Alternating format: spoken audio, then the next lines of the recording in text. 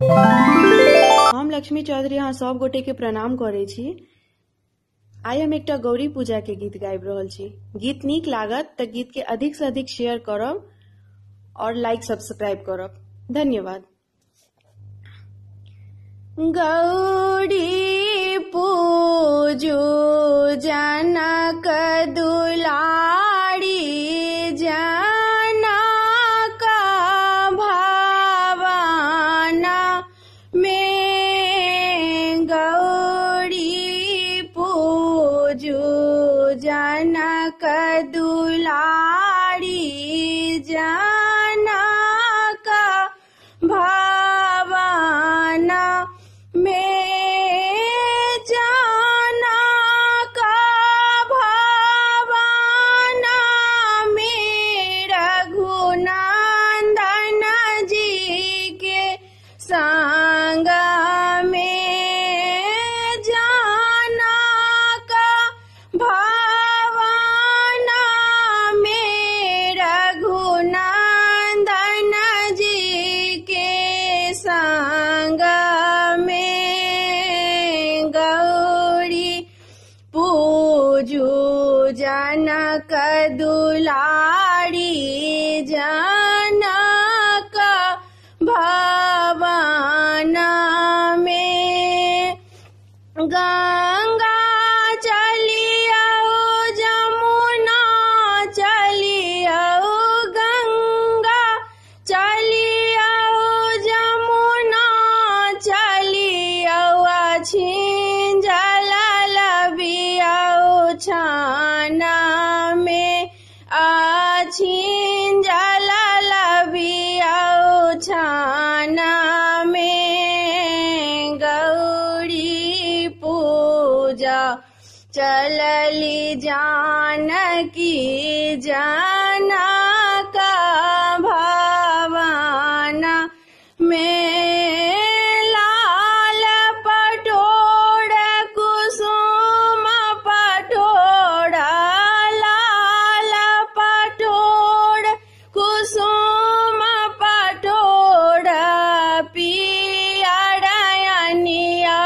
छान में, पियर अनियो छान में। गौरी पूजन चलली जानकी, जनक भवन में। लाल सिंदूर पीपा सिंदूर, लाल सिंदूर पीपा सिंदूर, चिन्ह रंग अनियो छान में, चिन्ह रंग अनियो छान में। गौरी पूजन चलली जानकी, जनक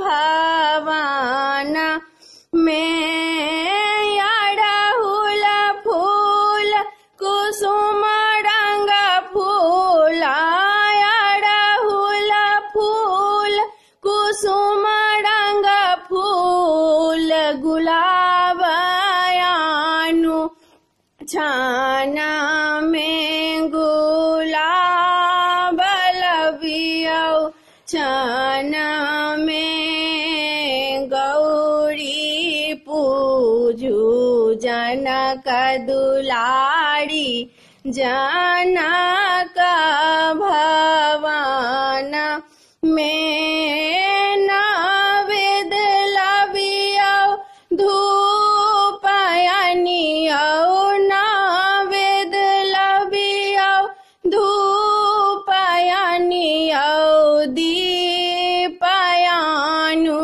छान में, दीप आनु छान में। गौरी पूजन चलली जानकी, जनक भवन में, जनक भावना में रघुनंदन जी के संग में जनक भावना में रघुनंदन जी के संग में गौरी पूजन चलली जानकी जनक